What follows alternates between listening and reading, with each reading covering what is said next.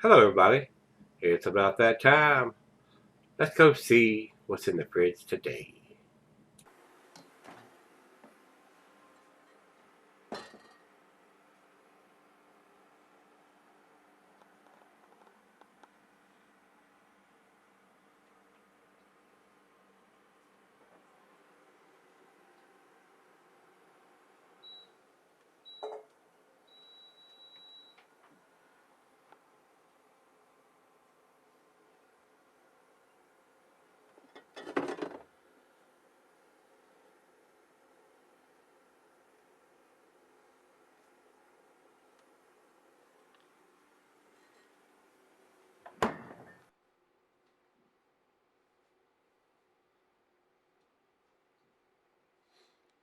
Hey guys, welcome to Gregsbeerreviews. Today I appreciate you stopping by. Today we're going to do a little special release here. This is the 2015 edition of Sierra Nevada's whiskey barrel aged narwhal. No, it's not narwhal. It says barrel aged Bigfoot Barleywine style ale aged in whiskey barrels. And on the back it does say the 2015 expedition. And this was sent to me by my brother Rico. We have a special guest sitting in tonight. This is Greg. Hey, all. He lives up in Massachusetts, and he's been sending me quite a few tasty beer mail packages. So he was down in this neck of the woods for the day, and he decided to come by and stop by and have a beer or two. And we decided to see if we could get him on camera, and he agreed to do that. So we're going to review this and see what it brings to the table. Guys, they do these beers every year, and sometimes the ABV changes from year to year, or batch to batch, if you will. This is a great big, looks like a 750 milliliter corked and caged bottle here, so definitely enough to share, and that's what we intend to do here tonight. Like I said, Rico sent me this, and he tells me it's a 2015 edition, like it's said on the back of the bottle. Whiskey barrel aged Bigfoot Barleywine. Said not sure if I reviewed it, and if I reviewed it, this is a re-review. He said he bought it and it was $18 for this bottle, and he says no ABV on the bottle, but several sites have it listed at different ABVs depending on the year you're drinking. Beer Advocate does not differentiate between the years; they just clump them all together, and from what I'm reading on Untappd, they do differentiate between the years, and I've got it listed for the 2015 barley wine barrel aged version. I don't know if they did different barrels, whether they did a whiskey barrel or a bourbon barrel or a rye barrel. This is the whiskey edition, which Untappd is not telling me that. And they're listing it as an 11.9% and at 90 IBUs. So, I don't have a commercial description on Untappd for this, and I seriously doubt if Beer Advocate says anything about it. I'll take a quick look here and see if they have a commercial description, and they do not. So I guess it's up to me, the Greg and Greg show, if you will, tonight. So he said he's never had this. I tried to find something that he had not had, and so this is what we came up with. So this is what we're going to do tonight. See if I can, I have my mark, there it is. I can mark these off as I do them, so I'm not looking for them down the road to make sure that I've done. All right, that's all we need to talk about there. I don't have a commercial description, like I said, so it's about time. So let's see if we can get this cork and cage off of this thing. And these cork and cage bottles scare the shit out of me sometimes, because you never know if they're going to gush out all over the damn place. So we shall see. And sometimes I can get these things off, oh yeah, and sometimes I have to get the pliers out. This one seemed like it's going to come out okay, so here we go. Listen for the pop. Not a big pop. Little pop. That smells good already. So I'm going to pour my brother Greg here first. We'll get him some into the glass.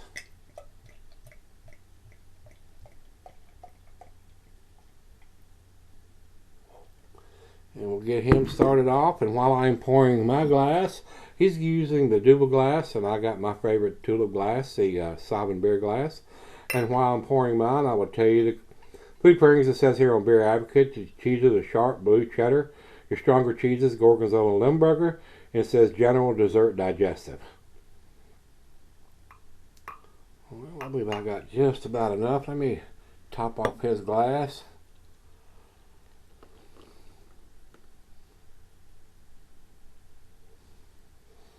All right.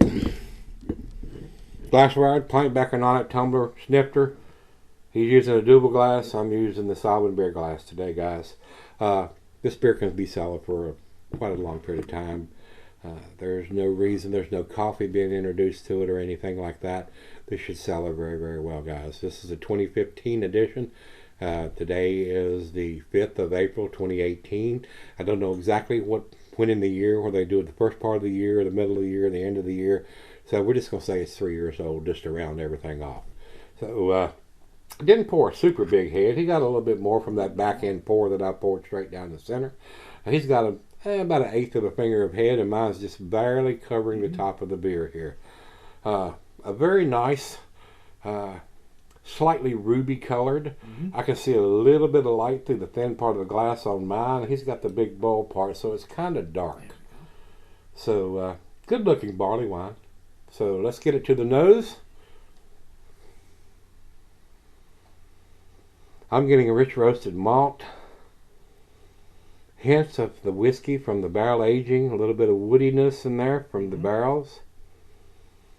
Might be a slight hint of some vanilla also coming from the barrel aging. Got a very nice sweet back end, which most of the barley wines do. Are you detecting anything, Greg, that I'm Just not? about mostly the barley wine, the wood aging. Smells very good. It's got a little bit of booziness to it, but you got to remember you're drinking almost 12%er barley wine, barrel aged on top of that. Smells very nice. Smells very typical of a barrel aged barley wine, guys. Anything you want to add to that before we put it to the lips? That's about it. It's time. Let's get it to the lips. Cheers, everybody. Cheers, Rico. Cheers, Cheers, Greg. Cheers.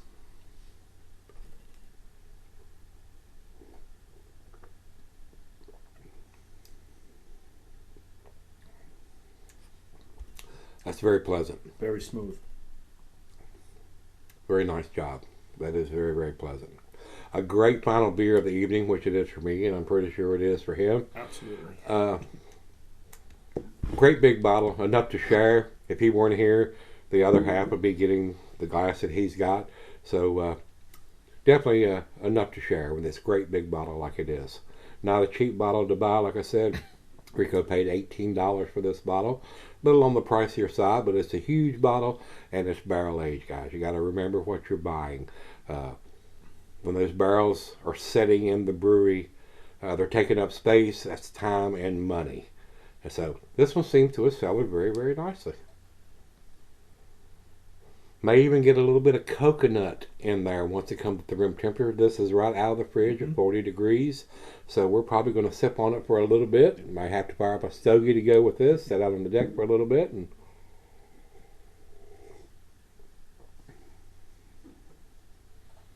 even now, after a couple of minutes, you're getting more character to the beer. And it will. On these style of beers, these big barley wines and big stouts, imperial stouts that are barrel aged, or depending, it doesn't really matter whether it's a bourbon barrel or a whiskey or a rum or whatever barrel. A lot of those barrel notes will come out as it comes up to room temperature. And I always let it come up to room temperature. Doesn't matter whether it's an IPA, a double, a porter, or a stout, a barley wine. Guys, that's why I go off camera, let these beers warm up, and come back and do the final chug thing on all my beers. Let them warm up, because a lot of those notes will come out depending on the style of beer. You'll get more coffee notes, more dark fruit notes, more, especially in this beer, we might get a little bit of dark fruit. We might get some coconut. You got to let these beers come up to room temperature. You get all the aspects. Let it warm up. A lot of the reviewers, even, they'll put this in the fridge. They'll be in the closet or room temperature, and they'll chill it down for 20-30 minutes, and then they'll review it. The serving temperature on this beer is usually 50 to 55 degrees. So it's a little chilled from that temperature. It's probably, I would say, in the 40 to 45 degree range. So we definitely need to let it warm up, and that's what we intend to do. So let us go sip on it, and we'll be back, and we'll do that final chug and see if anything else opens up as it comes up to temperature. I'll be right back. All right, guys, we're back. Been sipping on it about 30 minutes or so. A very, very nice beer. It's cellared very, very well, guys. I'm going to turn it over to Greg. Absolutely. Really got to appreciate this beer more as it's warmed up. Come up to room temperature. Still a big beer. I mean, if you're not used to drinking something that's at 11, 12, 13%, this is going to be fairly boozy to you. To me, but the beers that I've reviewed and drank seems appropriate for the style of beer and for it to be a whiskey barrel aged version of it. Not for the faint of heart.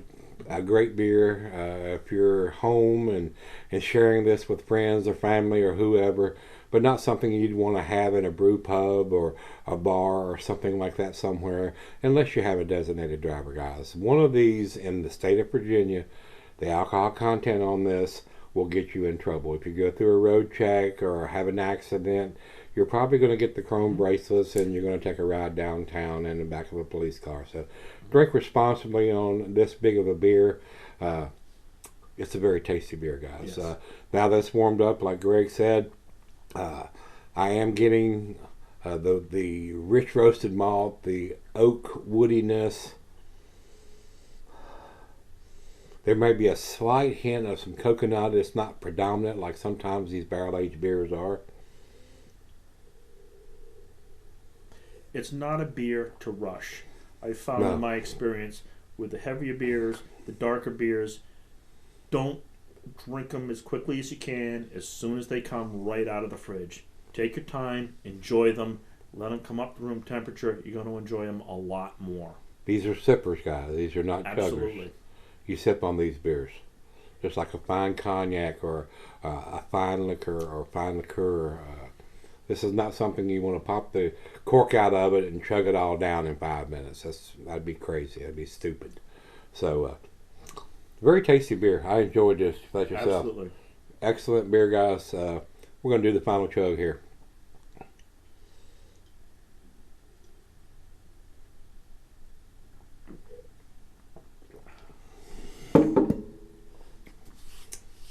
It's an outstanding beer, guys. It's very, very delicious.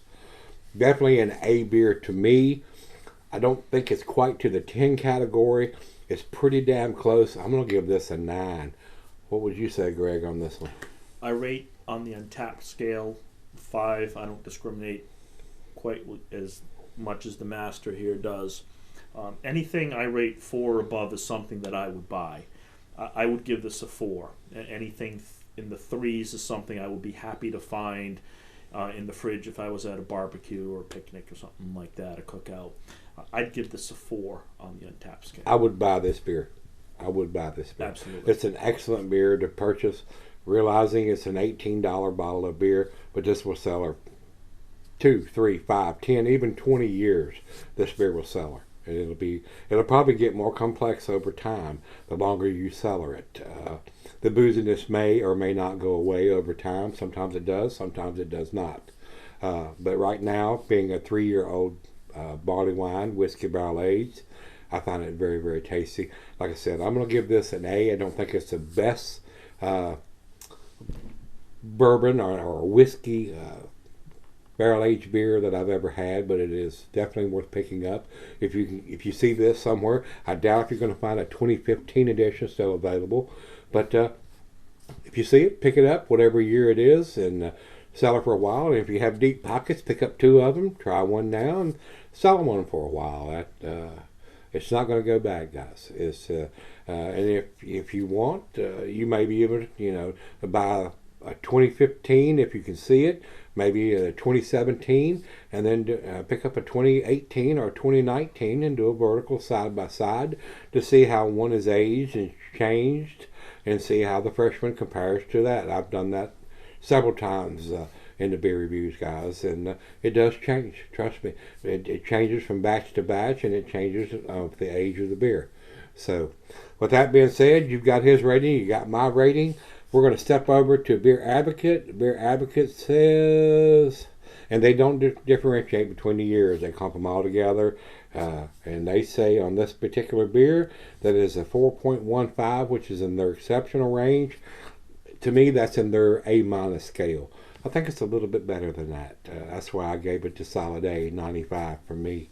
And over to Untapped. Untapped has it listed as 4.06. I agree there that that's in their lower end of the A range too. Probably their A- range. I think it's a little better than that. So sometimes I agree with what these guys say. Sometimes I don't. I'll tell you my honest opinion. I think it's a little bit better than an A-. That's why I gave it to A beer. So anything you want to add to that, Greg? That about wraps it up for me. Alrighty, guys. If you see one of these versions, whatever year it is, pick it up. And like I said, if you can afford to get two of them, do a vertical. Pick one up now and pick another one up a couple years down the road and see how the one you picked up first time aged and changed over the one you're drinking that's fresh.